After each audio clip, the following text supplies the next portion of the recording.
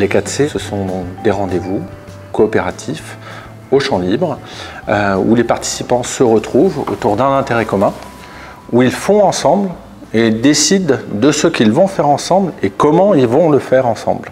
Ils se créent au gré des participants, des initiateurs qui proposent des projets, des idées, et ils ne cessent d'évoluer ces rendez-vous 4C. On va de la cuisine en passant par le tricot, en passant par des initiés du numérique. On a des ateliers des rendez-vous autour de Wikipédia, autour d'OpenStreetMap pour cartographier la ville de Rennes.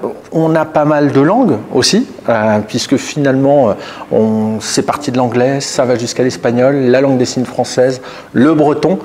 Et on commence à avoir des demandes pour de l'italien. Donc la particularité, c'est que les propositions viennent des publics et on est au plus près en fait de leurs besoins, puisque c'est eux qui invitent d'autres personnes à se retrouver autour de leurs préoccupations du moment. La différence, c'est que le cadre aussi est très travaillé. Comment on va faire en sorte que le rendez-vous se passe bien et puisse continuer. Si la personne qui a initié le rendez-vous ne vient pas, est-ce que le rendez-vous continue ou pas?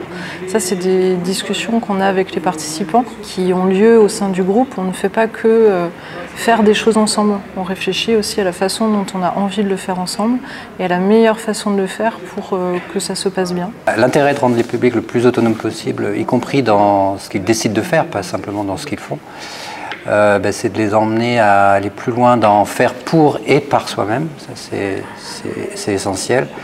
Donc c'est donner la capacité au public qui le souhaite de prendre toute leur place en fait, dans nos structures, de s'approprier nos ressources et puis de sentir qu'ils en font complètement partie.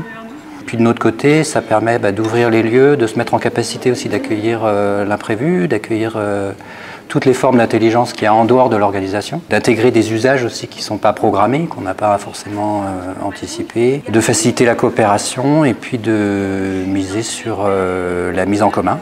Donc tout ça, c'est des notions avec lesquelles on travaille. Pour nous, ça induit un changement de posture, c'est-à-dire de se décentrer, de se mettre à côté et de passer d'une logique de vitrine, de contemplation, d'écoute, d'apprentissage à peut-être une logique de plateforme, de ressources à disposition des publics pour répondre à leurs besoins.